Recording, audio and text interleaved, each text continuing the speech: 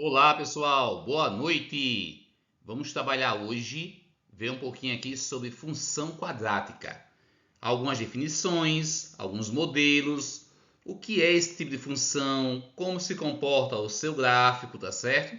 Mas vamos ficar mais nas definições. As demonstraçõezinhas básicas para esse assunto, eu vou postar vídeos complementares que vão mostrar isso aí a vocês, tá certo? Que é muito importante entender de onde vieram determinadas fórmulas que eu vou comentar aqui com vocês, inclusive a tão conhecida fórmula de Bhaskara. E aí eu peço a vocês que não deixem de assistir os vídeos complementares que eu vou colocar para vocês assistirem, tá certo?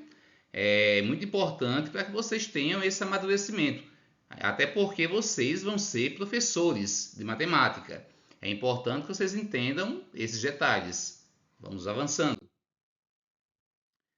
Função polinomial do segundo grau, tá certo? E aí, aqui eu tenho a definição. O que é que vem a ser uma função polinomial do segundo grau? Ou uma função quadrática? É a função f de x igual a ax ao quadrado mais bx mais c. Ou seja, é uma função que vai ter esse modelo aqui. Deixa eu pegar aqui minha caneta. Pronto. Deixa eu mudar aqui a cor. Olha só, vai ser a função que vai ter esse modelo aqui, ó. Tá certo? Ó. Esse modelo aqui de relação, tá certo? Para esse tipo de função. Bom, olha só, pessoal. Qualquer função quadrática que vai estar nesse modelo aqui, qualquer função que vai ter esse modelo aqui, vai ser considerada função de segundo grau. Percebam que, nesse caso, diferente da função afim, o maior expoente do x agora é 2. Professor, e se fosse um 3, seria terceiro grau? Sim. 4, quarto grau. Fosse 5, quinto grau e assim por diante. Bom, mas vamos nos deter hoje na função de segundo grau, tá certo? Nessa função de segundo grau, temos aí três coeficientes, o a, o b e o c. São coeficientes da função quadrática. O a é o coeficiente do x ao quadrado, o b, coeficiente do x, e o c é o termo independente, tá certo? E aqui eu tenho alguns modelos, x ao quadrado menos 4x menos 5. Nesse caso aqui, quem seria o a, o b e o c? O a é 1, o b é menos 4 e o c é igual a menos 5. Tá certo? Nessa função aqui, mesma coisa. O a é igual a 3, b é igual a 2 e o c é igual a 1. Nessa função aqui, na g de x, o a é igual a menos 1. Atenção isso aqui, tá certo? O b, já que não tem o coeficiente, não tem o termo aqui com x, subentende-se que o b é igual a 0 e o c é igual a 4. H de x igual a menos 6x ao quadrado mais x. Quer dizer que o a é igual a menos 6, o b vai ser igual a 1 e o termo independente que não aparece é igual a 0. E o gráfico da função quadrática é uma parábola. O que é isso? Que danada é uma parábola? Vamos ver agora. Parábola é um gráfico com esse comportamento aqui, ó. A parábola, pessoal, ela tem uma particularidade. Ou ela vai ter um ponto de mínimo, um ponto aqui embaixo, que é onde tem a sua mudança na curvatura, ou vai ter um ponto de máximo, quando ela está com a concavidade voltada para baixo. Concavidade voltada para cima, concavidade voltada para baixo. Pessoal, ela continua crescendo infinitamente para esses lados. Ela nunca vai se fechar aqui. Até porque se fechasse não seria uma função, tá certo? Então ela vai estar abrindo aqui infinitamente, tá certo? Bom, se o valor de A é positivo, então a concavidade vai ser voltada para cima. Se for negativo, a concavidade vai ser voltada para baixo. E aí nos vídeos complementares eu detalho lá a vocês por que isso acontece. Bom, e aí pessoal, olha só, aqui é o primeiro exemplo de um gráfico. A função é essa aqui. Deixa eu pegar aqui o lápis mais fino. Pronto. A função é essa aqui, olha só. Essa daqui. Y igual a x ao quadrado menos 4x menos 5. Esse gráfico foi construído meio que testando alguns valores, tá certo? Ainda não tem aqui uma formação mais concreta para isso.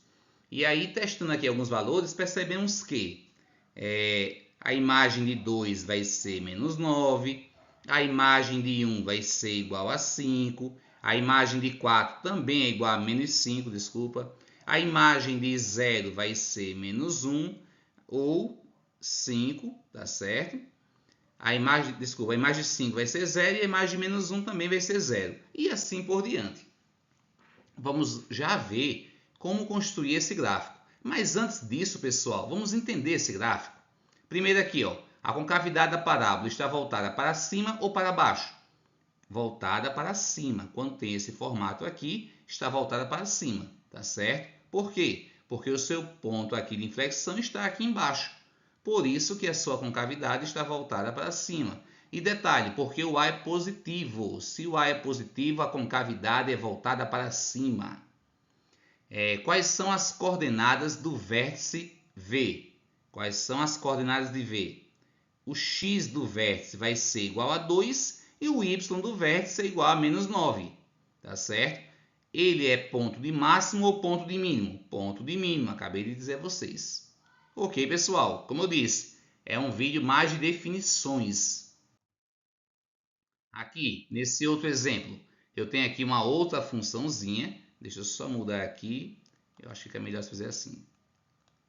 Nessa outra função aqui, eu tenho que o y é igual a menos 2x ao quadrado mais 4x mais 6. O que é que isso quer dizer? Que o a é menos 2, o b é igual a 4 e o c é igual a 6. A concavidade é para cima ou para baixo? Bom, de cara aqui, ó, como o a é negativo, a concavidade é voltada para baixo. Tá certo? Por quê? Porque o a é negativo. Quais são as coordenadas do vértice? Mesma coisa da outra. O vértice vai ser o que aqui? Ó? Vai ser o 1, o x do vértice, e com o 8, que vai ser o y do vértice. Ele é ponto de máximo ou ponto de mínimo? Ponto de máximo, está lá em cima. Tudo bem? E agora? Agora temos aqui as raízes e termos independentes. Vamos começar agora a entender alguns detalhes para a gente construir esse gráfico. Primeiro, quem são as raízes de uma função? Ou seja, são os valores onde o x fazem o y ser igual a zero. Ou seja, se eu colocar esse y igual a zero, eu vou achar aqui as raízes. As raízes vão ser o quê? Os valores que vão cruzar o eixo x. A parábola cruza o eixo y do plano cartesiano no valor do termo independente, ou seja, quando y é igual a c. Então, o valor de c ele vai me dizer onde vai cortar o eixo y e as raízes da equação, quando eu faço isso aqui igual a zero, que normalmente eu vou igualar a zero porque eu quero que o y seja zero. Quando eu faço isso, eu vou ter normalmente uma equação de segundo grau.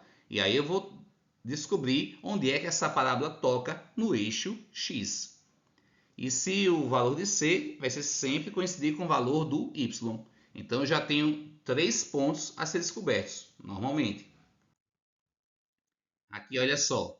Se eu resolver essa equaçãozinha aqui, x ao quadrado menos 4x menos 5, as raízes dessa equação vai ser igual a menos 1 e 5. E é fácil de perceber isso, por quê? Porque a soma das raízes, lembram, tem que ser o oposto de b. Se eu somar menos 1 mais 5, dá igual a mais 4. E se eu multiplicar menos 1 vezes 5, é igual a menos 5. Então, as raízes é igual a menos 1 e 5. Tudo bem? Então, já sei onde corta no eixo x. Já sei que a concavidade é voltada para cima. E já sei onde é que corta o eixo y. Eu sei que é no menos 5. Por que eu sei disso? Porque é o valor de c. O valor de c é quem vai dizer exatamente onde eu vou cortar no eixo y. Avançando, temos aqui do mesmo jeito. Se eu igualar aqui, eu vou ter as raízes que vão ser menos 1 e 3, tá certo? Não dá para fazer aquela continha que eu fiz anterior, porque o a aqui não é igual a 1. Se fosse, daria. Bom, em quais valores a parábola cruza o eixo x? Menos 1 e 3, que são as raízes dessa equação aqui, ou seja, quando essa equação aqui ela é igual a zero.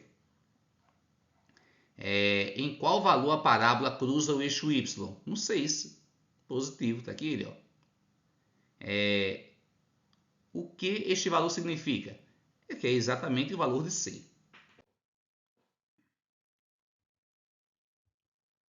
Bom, pessoal, eu falei para vocês que as raízes é onde toca no eixo X. Só que tem um detalhe, pessoal, muito importante. Quando essa equação não tem raiz, o que é que vai acontecer? Ou quando só tem uma raiz? Porque a gente viu até agora exemplos de funções quadráticas com duas raízes. Se tiver só uma ou nenhuma, que isso é possível. Se tiver só uma raiz, quer dizer que a minha parábola ela só vai dar aqui, ó, uma bitoquinha aqui no eixo X. Só vai tocar em um ponto. Quando o delta é negativo, ou seja, não tem raiz real, quer dizer que a minha parábola não corta o eixo X. E quando o delta ele é maior do que zero, aí sim, que são exemplos dos casos que a gente fez até agora, que corta o eixo X em dois lugares. Então, ficarem atentos nisso aqui, tá certo? Bom, e para construir a parábola? Nesse caso aqui, que não corta o eixo X, eu só vou ter que achar aqui o vértice e o valor de C, para poder ter uma noção por onde passa o gráfico. Lembrando que a gente não vai fazer gráficos precisos, vamos fazer esboço de gráfico.